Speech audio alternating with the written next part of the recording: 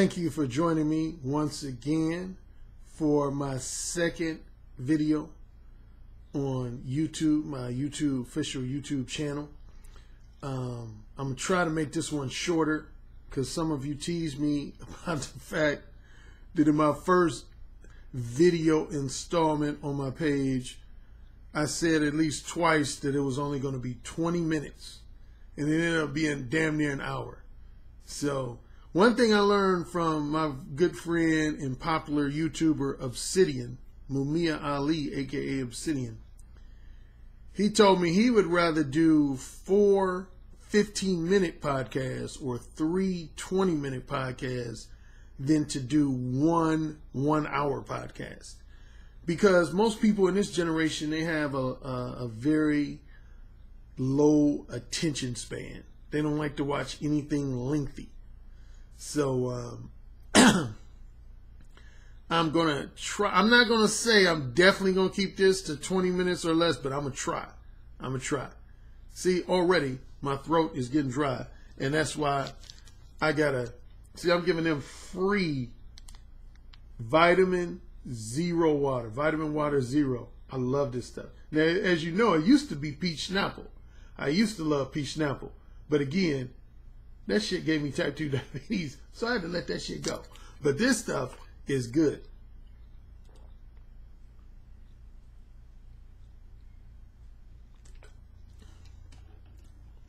Yeah, I have to have my liquids. Matter of fact, if anybody saw the interview that O'Shea Duke Jackson did with me, the second one, you'll notice I was talking funny for at least half that video. And a lot of people noticed it. They was like, Alan, you seemed like you were kind of talking funny, almost like you had a lisp or something. And the reason why is because my mouth was getting dry, and I spoke for like almost 2 hours without drinking not one swig of water or any type of beverage. And my mouth gets dry very frequently. So I was basically surviving in that interview on my own saliva because I didn't have any bottled water and I didn't want to interrupt the interview to go get one. But normally I have to take a swig of water at least once every 20 to 30 minutes if I'm doing an interview. So now I make sure and have my beverage right next to me. I want to start off this podcast by giving my fellow author some major props, and that would be Rom Wheels. Rom Wheels, man. Well, I'm going to give him a compliment and a criticism. Here's the compliment. He wrote a wonderful article entitled, "Black Women Create the Men That They Complain About." And as always, you know, just about everything Ron writes is right on point. Here's the criticism I have of Brother Wheels, and I criticize him with love. He destroyed O'Shea Duke Jackson's website, the Negro Manosphere. He blew it up. Actually, technically, it was a good thing, but what happened was the well-known celebrity and comedian, and now he's more of a urban activist, D.L. Hewley, he shared Ron Will's article on his Facebook page, and it caused it to go viral. Anytime you have someone that's more famous than you share a video of yours, share an article of yours, a blog post of yours, or anything else, 9 times out of 10 it's going to go viral. And that's what happened with Ron Will's article because of D.L. Hewley. And it sent so much traffic to the Negro Manosphere, O'Shea Duke Jackson's website, that I'm a featured columnist on, as well as Brother Wills and Alvin Hollinger, AH3, and Donovan Sharp, a number of other guys. But yeah, it caused so much traffic to go to the website that it shut it down. O'Shea Duke Jackson said it became unserviceable because it had just too much traffic for the server capacity. So now O'Shea has had to move the Negro Manosphere to a new, larger capacity server to accommodate. See, for those of you who are ignorant about websites, and you've heard the term server. Most people know what that term is, but the server, among other things, that determines the capacity of the traffic that your website can handle. So for example, my website, directapproachdating.com, I have it on a medium level server. But let's say all of a sudden, over a period of a week, I was to get 10 million hits or 20 million hits. The server that I have my website on wouldn't be able to handle that type of traffic. It would cause my website to crash if I get like 10 to 20 million hits. You know, so there's different server sizes for different capacities of traffic. If you have less than 1 million views on your website on, say, a weekly basis, you can go with a low server. If you have 1 million to maybe 5 million or even as much as 10 million, you know, a medium server. And if you get regularly more than 10 million views per week, you need a large capacity server. So anyway, yeah, Brother Wills, his article was so popular and controversial that it sent a lot of traffic. Yeah, I actually first became familiar with Ron Wills back in, I want to say it was either 2000 or 2001, because I was looking into self-publishing.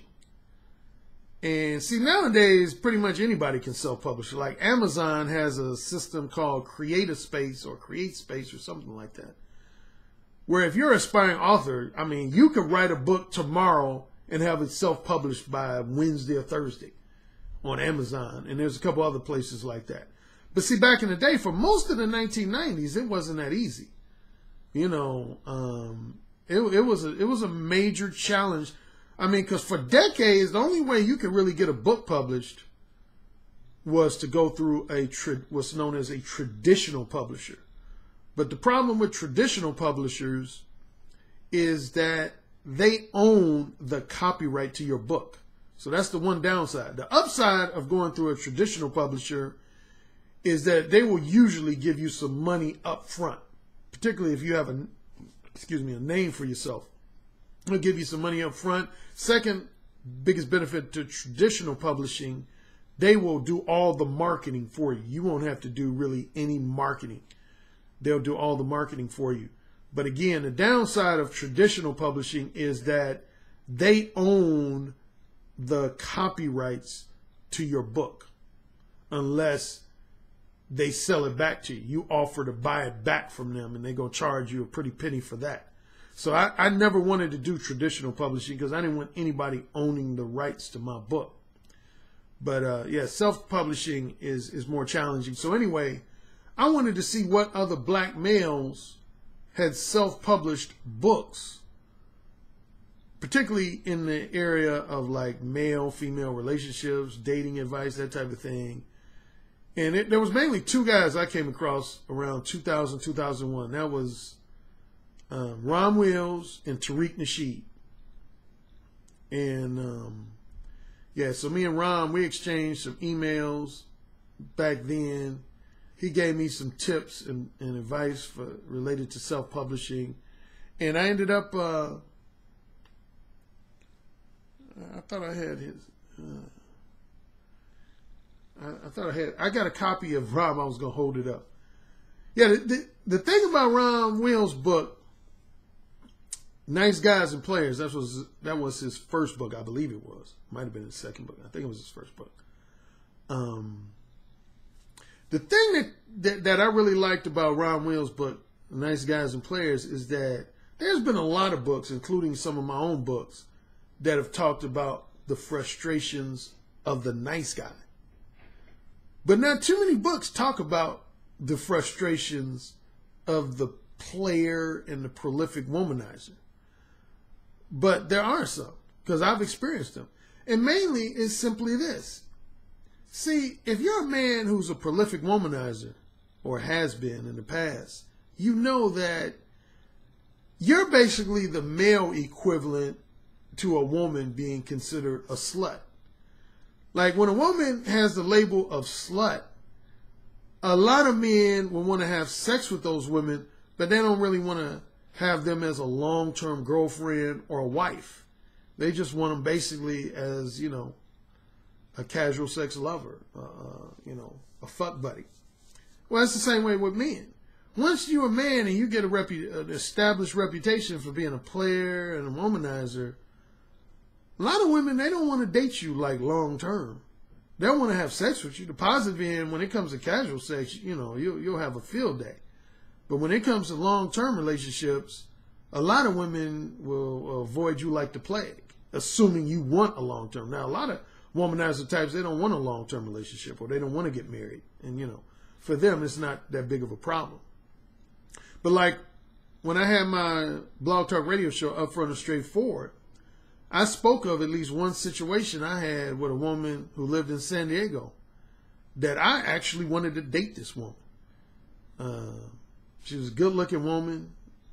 I'd say if Halle Berry in her prime was a 10 on a scale from 1 to 10, this woman I'm speaking of was no less than a 8.5 to 9. I'd say more like a 9. And not saying that looks everything. She had great personality too. But yeah, I actually wanted to date this woman. But she only wanted to have casual sex with me. That's all she wanted. She basically told me to my face, which I appreciate. She said, Alan, you don't make enough money for me to date, like, you know, in a long-term relationship. Because she was used to dating guys who was making, you know, like she had dated professional athletes and other guys who were making like 200, 300, 400 grand a year, if not more. And, you know, I think at the time I was messing around with her, I was only making like about 35, 40 grand a year. And she was like, oh, hell no, I can't date you. But she loved to fuck. Our sexual chemistry was off the chain. But anyway, going back to Ron Will's book, yeah, he talked about both in that book. He talked about the strengths and weaknesses to being the proverbial nice guy. And he talked about the strengths and weakness of being the player / prolific womanizer. And I thought it was a well-written book. So I gave it an endorsement when I published the paperback version of my own book, Mode 1, Let the Women Know What You're Really Thinking. Speaking of Mode 1, a lot of you are probably already aware, I revised my original book. I created an updated version, a 2017 revised, edited version of Mode 1. I just put it out for sale on April 1st. And it hit #1 in its category yesterday. Yesterday it hit #1 in its category. Well, actually, I think it's in about 3 or 4 different categories.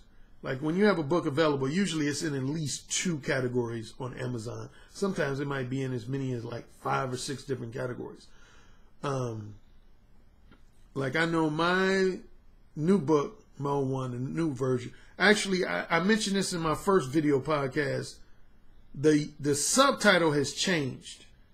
It used to be Mode 1, Let the Women Know What You're Really Thinking. My new revised version is entitled Mode 1, Whisper into a Woman's Ear What Is Really on Your Mind. That's the new updated version. And yeah, it's in the category of sex. It's in the category of mate seeking. It's in the category of interpersonal relations. And it's in the category of communication skills. Or I think it's just communication. So it's in those 4 categories. Again, it's in the category of sex on Amazon among Kindle ebooks. It's in the category of mate seeking among Kindle ebooks. It's in the category of interpersonal relations among Kindle ebooks. And it's in the category of communication skills or simply communication. And it was actually in the communication category. It actually rose to #1 as of yesterday. I think it's down to #5 and #6 today. But yeah, yesterday it was #1 in communication skills. So this is what I've been telling my long-standing followers, as far as the ones who ask me, should I get the new book or should I just stick with the books I have? If you already have the audiobook version of Mode 1, then there's really no need to get my newly updated and revised version unless you really want to. half the reason I revised it and updated it because I wanted it more like the audiobook version.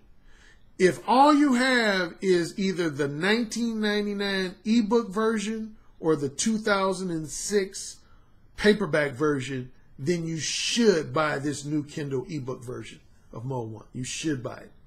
If you don't have the Mode 1 audiobook and all you have is either my former ebook or paperback, then you should purchase this new revised Kindle ebook version. What else?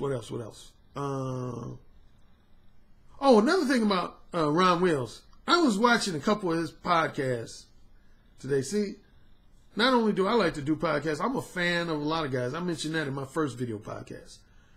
There's at least 5, 6, 7 guys who I will watch their podcasts either regularly or semi-regularly. And that would be Obsidian, Mumia Ali, aka Obsidian. I watch just about all his podcasts. For one reason, he's always mentioning my name in my book. So, of course, I appreciate that. He mentions Mode 1 and or my name quite a bit in his podcast. So, of course, I end up listening to a lot of his podcasts. I listen to Ron Wills, a lot of his podcasts. O'Shea Duke Jackson, I listen to a lot of his podcasts. Angry Man, I listen to a lot of his podcasts. Black Gnostic Speaks, I listen to a lot of his podcasts. I've listened to a few of Donovan Sharp's podcasts. Matter of fact, I'm going to be a guest on his podcast show this coming up Saturday. Saturday, April, what was that? 15th, I think? Saturday, April 15th. Today is the 9th. Yeah, 15th April. I'm going to be a guest on Donovan Sharp for the second time. David Carroll, I listen to him every now and then. He cracks me up, man. I might have to do my impersonation of him one day with the cigar and the shades on. That brother cracks me up, man. David Carroll. If you've never seen David Carroll, he's a character. He's quite the character. And there's a few other guys. I know I'm missing out, missing some names. But anyway, going back to Ron Wills, he had this podcast I listened to this morning. Oh, man. It was about a topic that I've discussed ever since the late 90s. You're talking about like probably 20 years ago I first started talking about this topic that he did. And it's called, the name of his video was called How Thirsty Men Mess It Up for the Other Guys. I think I just jacked up the title. I think I put more words, but it's something like that. Thirsty men mess it up for all other men. Man. So that's the main thing I'm going to talk about. You could say this video podcast is kind of going to be its own Alan Roger Currie spin on that same topic, or you could think of it as a continuation of what Ron Wills talked about. But I did at least 2 episodes on my Blog Talk Radio show, Upfront and Straightforward, that's centered around that same subject matter. And if you've already listened to my audiobook, The Beta Male Revolution, or read the paperback or ebook version, you know that I tend to divide men into 4 categories. And that would be the total alpha male, the alpha male with a few beta traits and tendencies, the beta male with a few alpha traits and tendencies, and the total beta male. Those are the 4 men, archetypes of men I talk about in my book, The Beta Male Revolution. And along the lines of what Ron talked about as far as thirsty men messing it up for other guys, here's the deal. I'm going to break it down to you like this.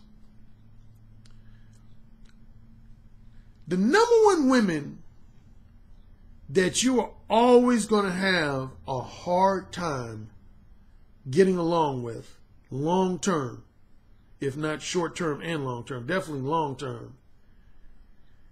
And I mentioned all of the women that are challenging to get along with in my book, The Possibility of Sex, how naive and lustful men are manipulated by women regularly. I mentioned that. I mentioned all. If you ever want to know what type of women does Alan Roger Currie have the harshest criticisms of, all you got to do is read really all of my books. And if I had to pick one book and one book only, it would be my book, The Possibility of Sex. I pretty much lay out all the different types of women that I just really advise men to stay away from, either period or at least for any type of long-term relationship. But if I had to highlight a few, is women with one or more of these characteristics. Women who are spoiled, extremely spoiled. Women who are very argumentative. Women who are very disrespectful towards men and always attempt to verbally emasculate them. Women who are just extremely manipulative, misleading and manipulative. Women who are materialistic, and women who are very sexually duplicitous / disloyal. So let me repeat that. Among all the other women, there's probably a few other women I can name, but for the purposes of this video podcast, the women that I would say are the most challenging to deal with are spoiled women, women who are disrespectful towards men and frequently attempt to verbally emasculate them, women who are very argumentative, women who are misleading and manipulative, and women who are materialistic, and women who are sexually duplicitous / very disloyal and unfaithful. And see, here's the thing. Men contribute to just about all of those forms of behavior. So, to be quite frank with you, I don't put all of the blame on women.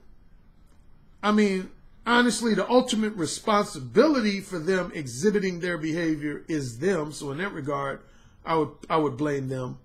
But the weaknesses in men's behavior contributes to their undesirable behavior. Where's my drink? Where's my drink? Where's my drink? Where's my drink? Oh, told you. I need my beverages. Man, I cannot go too long without my beverages.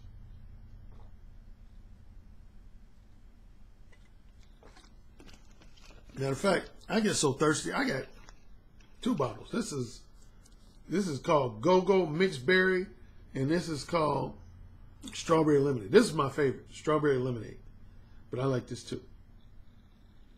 So, Vitamin Water Zero, you all need to be paying me some money because I'm giving you all free advertisement. But I love this stuff. I love this stuff. I can't get enough of it.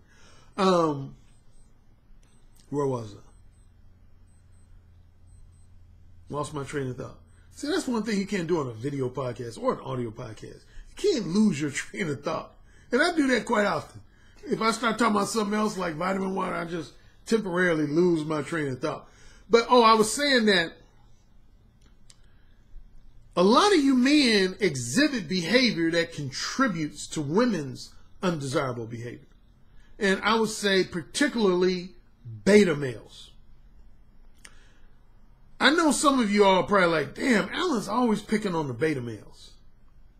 And you know what? I'm going to tell you this. In your defense, a lot of you guys who are beta males, it's not your fault. Like, I know a couple other dating coaches who I won't mention their names, but I've had conversations with guys that will call beta males like losers and basically I can't think of another term. They just call them, losers and punk asses and all this stuff. One thing about me I can say for myself, I rarely, if ever, trash beta males. Because I understand why. Here's the reason why most beta males are beta males. Is because, plain and simply, because they've received invalid social programming. Usually it's from their mother, the stepmother, grandmother, aunt, big sister. They had some influential woman in their life give them advice and insight about dealing with women that was invalid and ineffective. And so they bought into that invalid advice. And that's what led to them becoming beta males. Or their mother just simply coddled them a lot.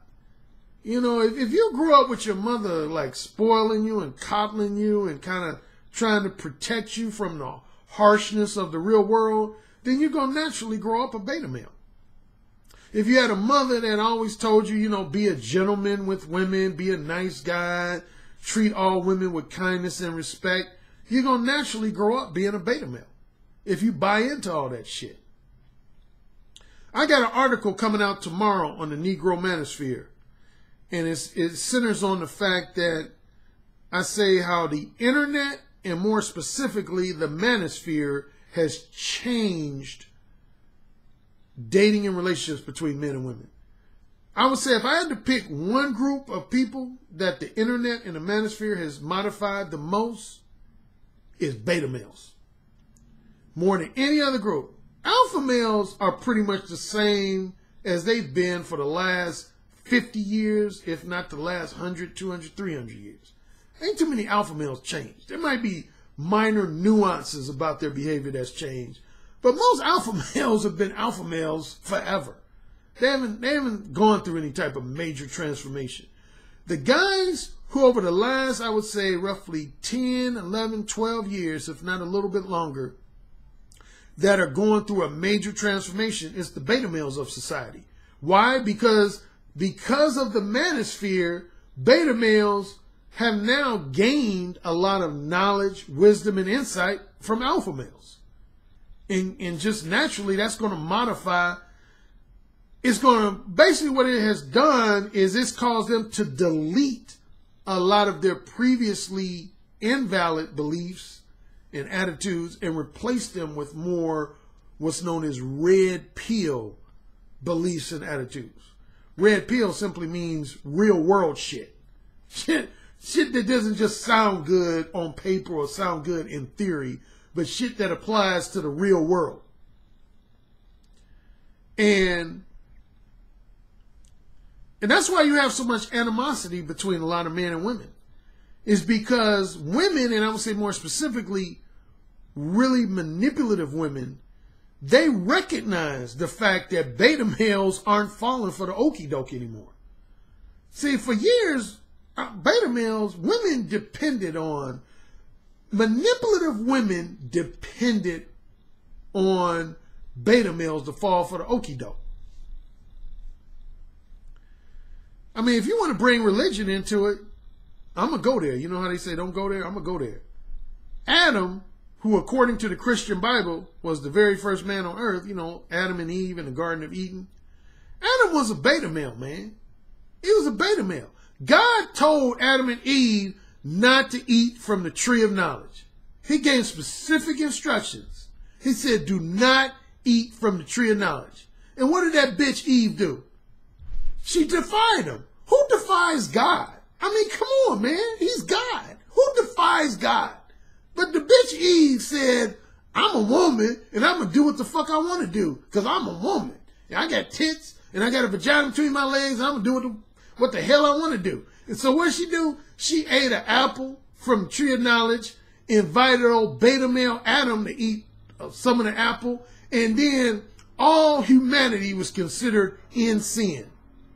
Now, if you don't believe in the Christian Bible and the stories in the Christian Bible, then this is all a moot point. It has no relevance to your life. But if you're a person who considers yourself a Christian, you have to consider the fact that this bitch, yeah, I'm calling her a bitch, this bitch Eve just took it upon herself to eat an apple. Why? Because she got persuaded by that alpha male serpent. You know? The true alpha male wasn't Adam, it was that serpent who looked like a long, slithery, big dick. Let's be real. That long serpent, that's why she got persuaded by him, because to her, it looked like a long, slithery, big dick. And see, that serpent was smooth. He was like, hey, Eve, come over here. Let me holler at you real quick. She was like, I don't know you. He was like, come on, baby, let me holler at you real quick. Let me holler at you. Let me holler at you real quick. She was like, okay. He was like, check this out. I know God, who created all of the universe, told you not to eat that apple from that tree, but I'm telling you, your eyes will be open to the world if you take a bite of that apple. She was like, really? Like I'll know stuff that I don't know right now? He was like, yeah, baby. Yeah, that's what I'm talking about. He was like, so you gonna eat that apple, aren't you? She was like, well, I don't know. He said, no, listen to me. Eat that apple. She was like, I'm not sure. He said, hey, eat that apple. She was like, okay. And then he was like, say yes, sir. She was like, yes, sir. He's like, say it again. I don't know how it went down. I wasn't there at the beginning of the time, but I'm just speculating. But yeah, that serpent was like, yeah, take a bite of that apple. As a matter of fact, why don't you share some with your man, your weak-ass man, Adam? She's like, yeah, Adam is kind of weak. And the serpent was like, yeah, he ain't even tapped that, has he? She's like, no, he ain't even tapped it yet. Yeah, I knew it. He's weak. Weak. So that's why you got so many beta males in society. Because a lot of guys came from Adam's old loins and genetic whatever, again, if you believe in the Christian Bible. So she ate that apple, had Adam eat some of the apple, and then God said, man, didn't I tell you not to? I told you not to eat it. I told you not to eat it. I said, do not eat from the tree of knowledge. But you defiant, and see, Adam, you know, he should have thrown Eve under the bus. He should have said, God, that bitch right there, the one you have with the, you know, the developed chest and stuff and the nice ass, she had me eat it. But he tried to take her for like, you know, we in this together. So yeah, we both sin. And God's like, you doggone right, you both sin. And now everybody who come after you is going to be considered in sin. That's messed up when you really think about it, what Eve did. That was jacked up because of that smooth-ass serpent. Tell you, see, women fall for that, man. That alpha male serpent, I tell you, he was like,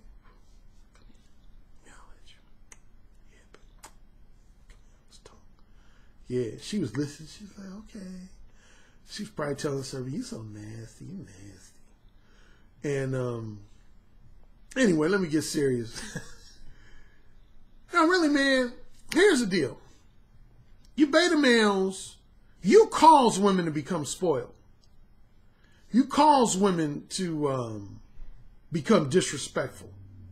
You cause women to allow women to be argumentative and be materialistic. If any of you all have already read my book, The Beta Male Revolution, or listened to the audiobook version, what do I emphasize in that book? And for those who didn't read it, I'm getting ready to give you a preview of that book. One thing I say in that book, I emphasize in that book. You see, no woman needs to be in a relationship. I'm starting to get the hiccups. No woman needs to be in a relationship for sexual enjoyment and sexual satisfaction. Write that down. Write that down. Seriously, write that down. No woman needs to be in a relationship for the sake of sexual enjoyment and sexual satisfaction alone. That's the one thing you got to realize about women. Okay? Get it? Got it? Good. Matter of fact, I had some women write me, teasing me about my first video podcast. They was doing their impersonation of me, and they imitated me when I kept saying, check this out, check this out, check this out. That's one of my things I say a lot of times. Check this out, check this out.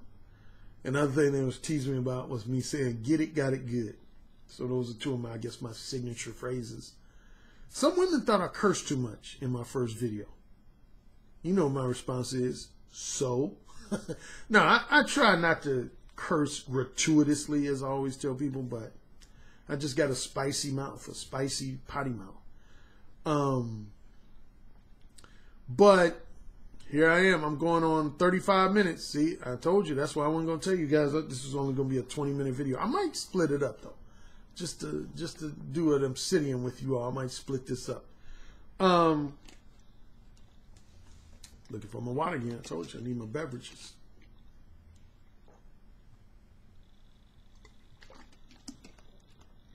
No woman needs to be in a relationship or needs to be married for sex. If a woman is reasonably attractive and got a reasonably nice body. Here's the reality. Women can get dick anytime they want to. Okay? There's not too many men a woman can't get some dick from if she really wants it. The only possible exception would be if a woman has a really strict father who pretty much demands that she wait until marriage to have sex, then she will want to get married so that she can have sex on a regular basis. Or if a woman wants some dick from a guy who's really in love with his wife, his fiance, or his long-term girlfriend, women might have a challenging time persuading that guy to cheat on his wife, fiance, or long-term girlfriend. But other than those two exceptions, women can get dick, again, if they're reasonably attractive, reasonably nice body. They can get dick anytime they want to. So women don't need to be in a relationship to get dick. Women get into relationships in order to get all the stuff from beta males that alpha males won't provide them with.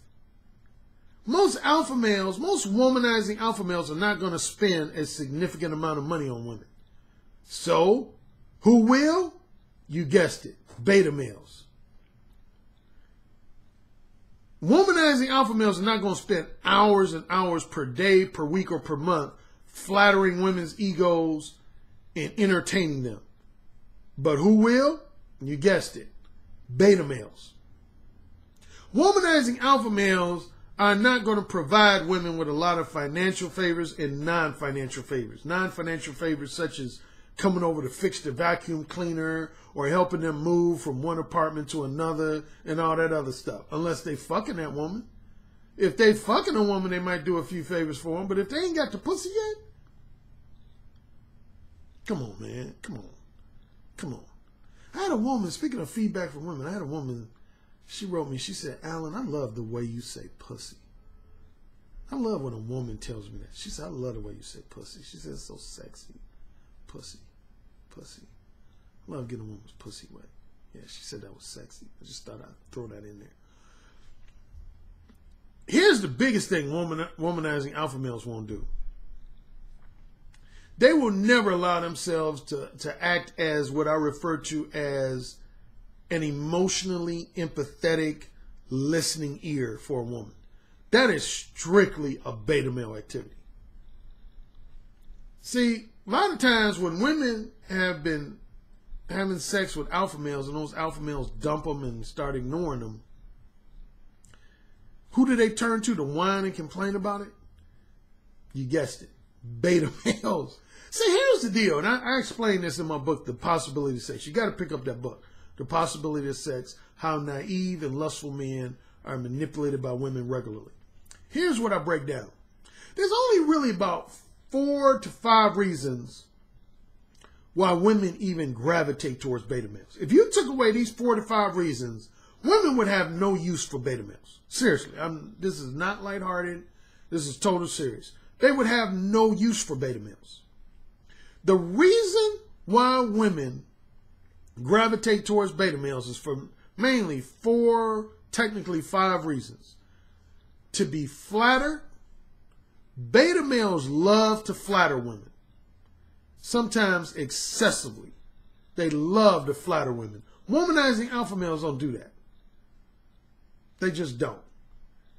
A womanizing alpha male will flatter a woman while she's sucking his dick and say, damn, baby, you suck my dick real good. Or he'll flatter a woman while he's fucking that woman doggy style, while he's slapping her ass and say, damn, I love the way your pussy moves on my dick. That's the type of flattery an alpha male is going to give a woman. He don't sit over a crib playing Monopoly and Scrabble and say, God, Linda, you're so beautiful, you're so intelligent, you're so sexy, oh my God. You're like a goddess. Oh my God, you're so beautiful. No womanizing alpha male does that shit. But beta males do that shit all the time. All the time. So that's number 1, flattery. Number 2, womanizing alpha males don't spend a number of hours, days, weeks, or months entertaining women. They're not going to talk on the phone with a woman for 2 or 3 hours just cracking jokes and entertaining women. Or hanging out with them at the bowling alley just to keep them company and entertain them. Beta males do that stuff. That's what women depend on beta males for, is to entertain them when they're bored and or lonely. Third thing, well, technically I would divide this into two things, would be the third thing. So let's call it 3A and 3B. Financial favors and non-financial favors. That's what women depend on beta males for. Beta males will offer women free movie tickets, free concert tickets, free meals, all other kinds of little financial favors. The financial favor can range anywhere from a $15, $20 financial favor to a $1,000 or $5,000 financial favor or more. That's why women love beta males, because beta males are financially generous. Why? Because of what Ron Wills talked about and what I've talked about for 20 years. Because they sexually desperate, or what's otherwise known in today's language, thirsty. That's what it means to be thirsty. Thirsty is when you're sexually desperate. And a lot of men feel like the number one way to overcome them being sexually desperate is to offer a woman money and materialistic resources in exchange for that woman's sexual companionship. Why do you think you got high-priced call girls and high-priced erotic escorts? That ain't by accident, because there's all these sexually desperate beta males out here. Shoot. You think women don't want to take advantage of that? Are you kidding me? Womanizing alpha males don't need to pay for pussy. They got pussy being thrown at them on the regular. They don't need to pay for pussy. They might pay for pussy every blue moon when they traveling or something, or to keep a woman quiet. They'll pay her some money to keep her quiet, you know. But other than that, alpha males don't need to pay for pussy. They got more than their fair share of pussy to choose from. It's beta males that need to pay for pussy. As far as non-financial favors, again, I already mentioned a couple examples. Like women, have you ever had a woman in your life who always called you when she needed somebody to lift a heavy box in her house or apartment, or to help her fix her car, or to help her fix her vacuum cleaner, or if she's moving from one spot to another spot, she calls you to help her move? See, those would be non-financial favors. Women depend on beta males for that type of shit. And the final thing is what I already talked about just a couple minutes ago. The empathetic listening ear. Whenever women are frustrated about how womanizing alpha males are treating them, guess who they're going to call to whine to and have somebody feel sorry for them? Is you beta males. Hey, Brian, can you come over here? Hey, what's up? What's up, Michelle? Oh, I just want to talk. I just want to talk about some things. I just need somebody to listen. Oh, yeah, I'll be right over.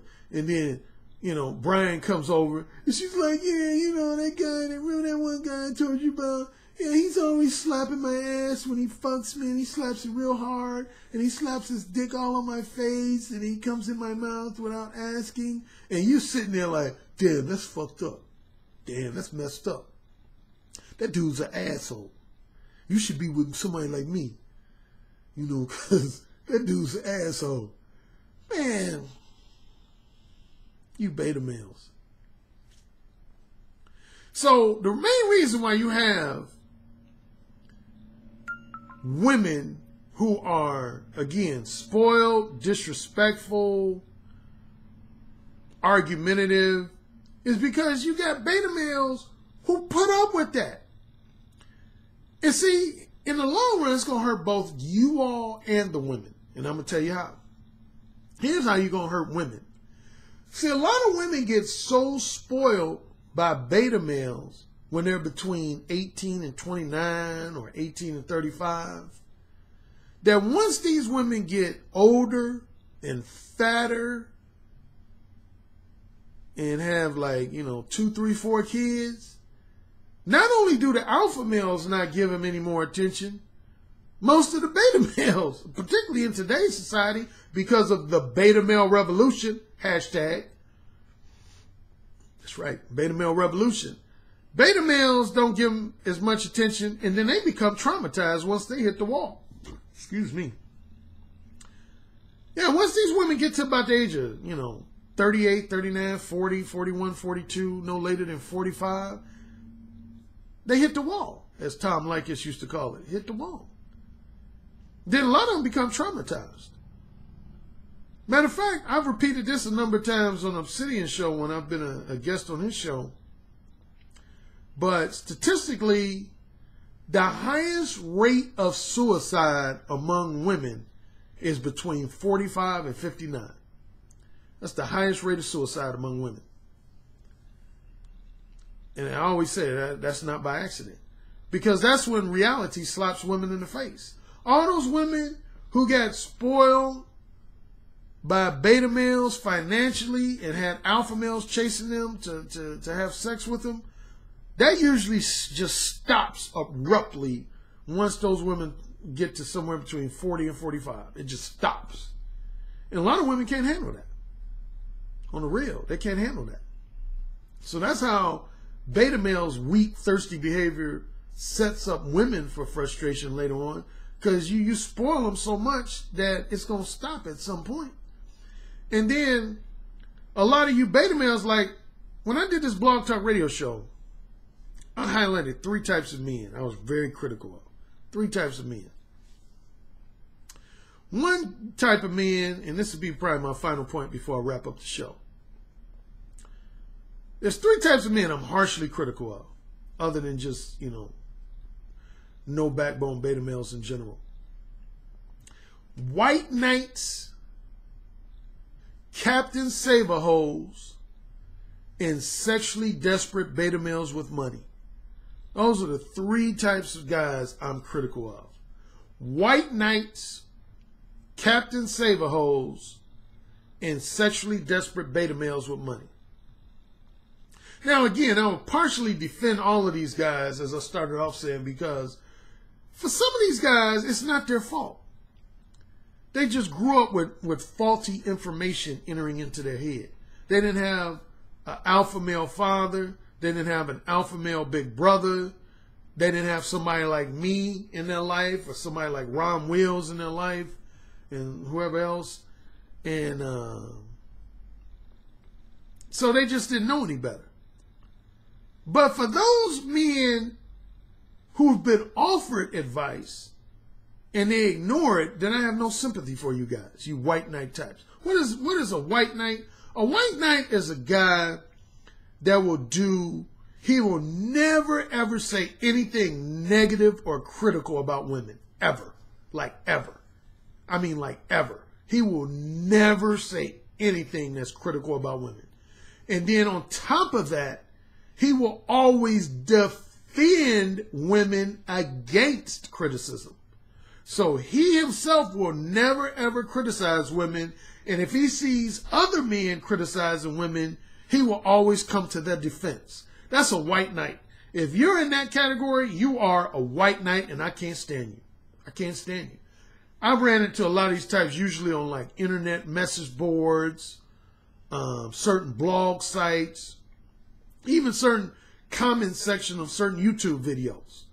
You have these white knight types. They always just, man, I want to just bitch slap them. They piss me off so much. Hate white knight types, man.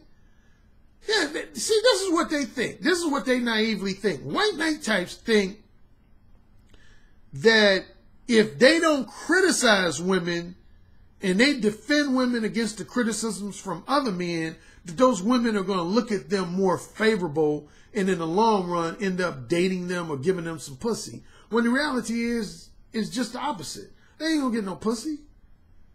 They ain't going to end up dating these women unless they got a lot of money. They're going to be treated like platonic friend material for the rest of their life. And you know what happens with most of those white knight types? Once those white knight types get to about the age of roughly 35, 40, or older, they become bitter misogynists. That's what happens to them. Trust me on that. Those men, all those men who were white knights when they were teenagers in their 20s and 30s, by the time they reach 40, if not earlier, they become bitter, angry misogynists. Why? Because they realize that all the women they defended never ended up giving them any pussy. What you defending them for if they ain't gonna give you no pussy? I mean, it don't even make sense when you think about it. On paper, you would think that the men who would defend women the most and treat them with the most kindness and respect would be the men that's fucking women on a regular basis.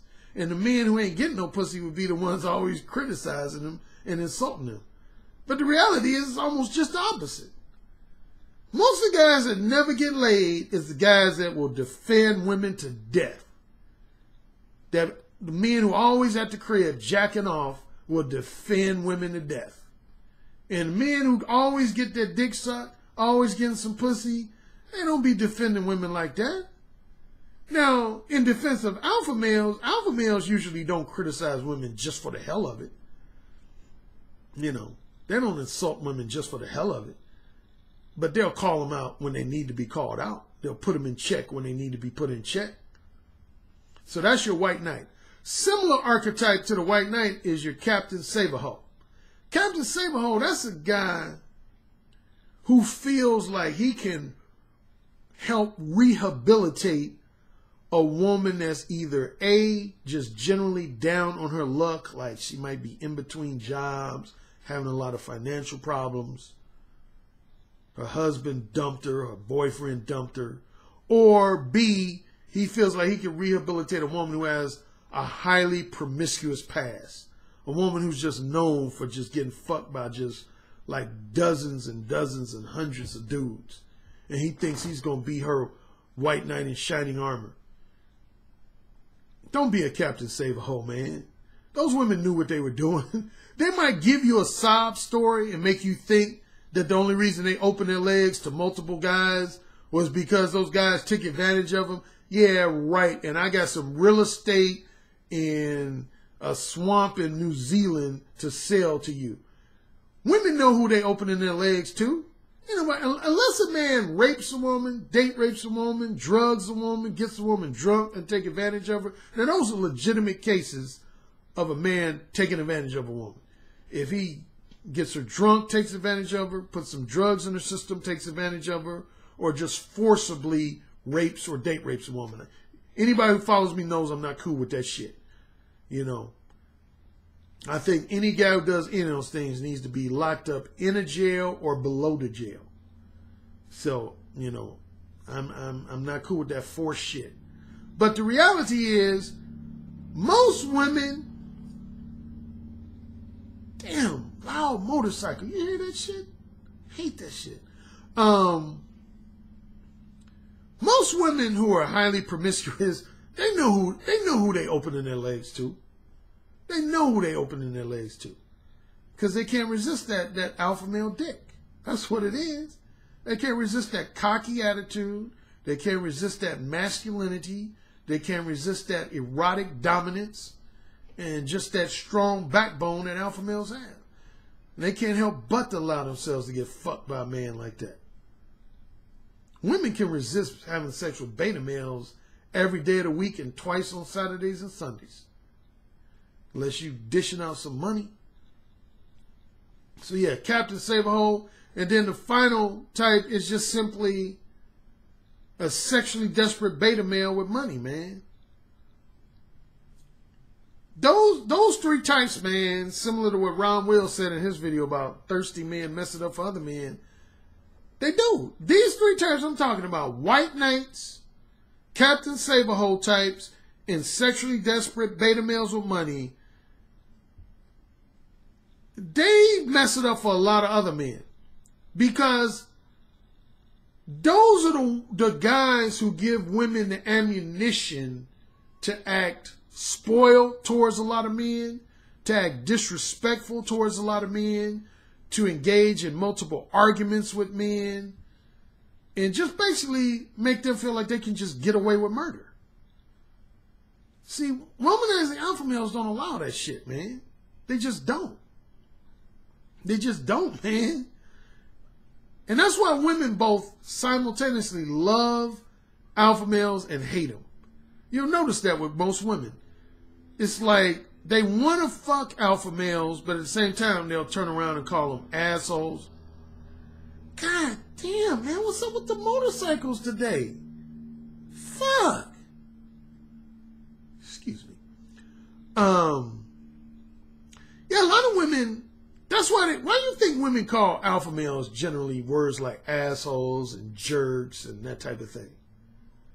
Because alpha males won't spoil them the way beta males will. They won't spend exorbitant amounts of money on women the way that beta males will. They won't spend a lot of time flattering women and entertaining women the way beta males will. They won't listen to their sob stories the way beta males will. They won't offer women promises of long-term monogamy the way beta males will. They won't get down on one knee and put a diamond ring on their finger the way beta males will. That's why women gravitate towards beta males, to get all the shit that they can't get from the womanizing alpha males. Get it, got it, good. Now, I'm going to wrap it up. Please subscribe to my new channel. I'm going to try to be more active. I know I'm behind the times compared to a lot of people. I don't have a lot of upgraded software, but that's going to change over the next upcoming weeks and months. But I appreciate you taking the time to listen to me. If you listen to me all the way through, do me a favor. Do me just a small favor. If you listen to this video podcast from start to finish, just put in the comment section hashtag Beta Male Revolution. That's all you got to do. Put in the comment section Beta Male Revolution. If you listen from the beginning of this video podcast to the end, do two things. If you haven't subscribed already, subscribe and put in the comment section Beta Male, hashtag Beta Male Revolution, hashtag Beta Male Revolution. I will come back with another video podcast sometime within the next 2, 3, 4 days. Look out for it. I'll keep you posted.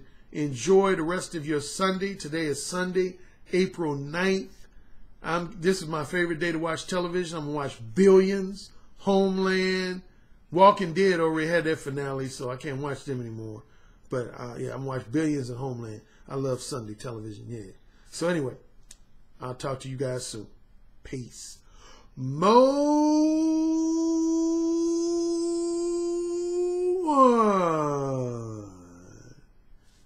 Yo, noobs.